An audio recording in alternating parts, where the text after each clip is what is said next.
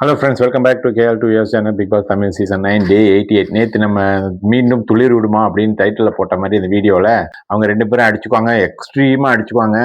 அப்புறம் வந்து மறுபடியும் சேர்ந்துக்குவாங்க. ஒரு சாரி சொல்லிவிடுவார். இந்த காமு வந்து பயங்கரமான ஸ்மார்ட்டாக வந்து என்ன சொல்கிறார், வீக்கெண்ட் வரப்போகிறது, அதனால என்ன பண்ணுறாரு, போய் காலில் விழுவுறாரு, தொப்பு காரணம் போகிறாரு.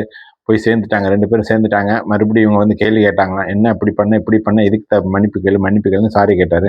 இதில் வந்து பல்ப் வாங்கினது சாண்ட்ரா அண்ட் ஹவுஸ்மேட் தான் சொல்லணும். காலையில் அடுத்த நாள் என்ன பண்ணுறாரு, சாங் போட்டு முடித்த உடனே சாண்ட்ராவுக்கு போய் தெரியப்படுத்துகிறேன் அப்படின்ட்டு காமு அவங்களாம் உட்காந்துருந்தப்ப சபரி அண்ட் வினோத் உட்காந்துருந்தப்ப சொல்கிற, இது மாதிரி நான் பேசிட்டேன், சாரி கேட்டுட்டேன்க்கா அப்படின்னு சொல்லி அப்படியே இருந்துச்சா. அதுலேருந்து ஒரு சண்டை ஆரம்பிச்சிச்சு. காமு வந்து கிச்சனில் உட்காந்துட்டு பயங்கரமாக திட்டு சண்டை போட்டார் சாண்ட்ராக்கிட்ட. நீங்கள் வந்து நேரில் பேச மாட்டீங்க, பின்னாடி பேசுவீங்க, ஒன்றும் இல்லாமல் பிரச்சனைக்கு திவ்யா பற்றி 3 வாரம் இழுத்துட்ருக்கீங்க, அப்படி எப்படி நேரை நான் பற்றி பின்னாடி பேசுனேன் அப்படி இப்படின்னு கேட்டப்ப பயங்கர சண்டை வந்துட்டு அவங்க அழுதுட்டு போயிட்டாங்க. இப்போ வந்து அப்புறம் கரெக்டாக மறுபடியும் வந்து பாரு பக்கத்துலேயே உட்காந்துருக்காங்க. ஒன்றுமே பதில் சொல்ல, அவங்க அப்படியே சிரிச்சுக்கிட்டு உட்காந்துருக்காங்க. இதுதான் பாருங்கள், ஒருத்தவங்களுக்கு நல்லா செய்ய போனால் திருப்பி அடிக்கும் அப்படின்னு. யாருக்கு செய்யணும் பார்த்து செய்யணும் எதையும். ஸோ அது முடிஞ்சுது. பயங்கரமாக திட்டிட்டு போயிட்டாங்க. பாரு இது ஒன்னால வந்துச்சு எனக்கு அப்படின்ட்டு. இதில் குழந்தைங்க பார்க்குறாங்கன்னு ஒரே அழுவாச்சு போட்டாங்க. ஒரே அழுவ போட்டாங்களா, அழுவ போட்டுட்டு போய் வெளியில் உட்காந்துட்டாங்க.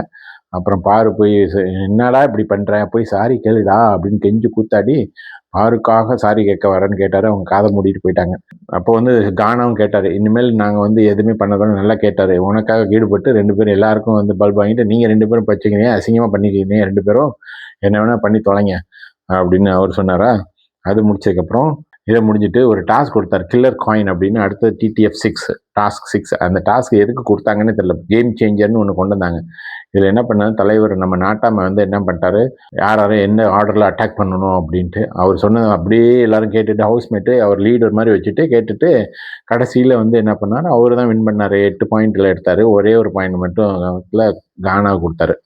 ஸோ ஆக மொத்தம் ஃபஸ்ட்டு எடுத்த அந்த கேமை வந்து ஒரு கேமாகவே விளையாடலை. எடுத்த உடனே 8 பேர் மேலே போய் உட்காந்தா ஒரு ஆளை போய் எப்படி தான் சமாளிக்க முடியும். அது ஒரு கேமாகவே பார்க்க முடியல நம்மளால். கேவலமானதான் இருந்தது அந்த ஸ்ட்ராட்டஜி.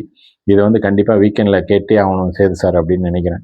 Vikram very easy. ஏன்னா வந்து கானா வந்து கடைசி லீஸ்ட்டு இருக்கார் பாயிண்ட்ஸில், அதனால் விட்டு கொடுக்க மாதிரி அவர்கிட்ட அப்புறம் விட்டுட்டு கானா வந்து ஜெயிச்சார்.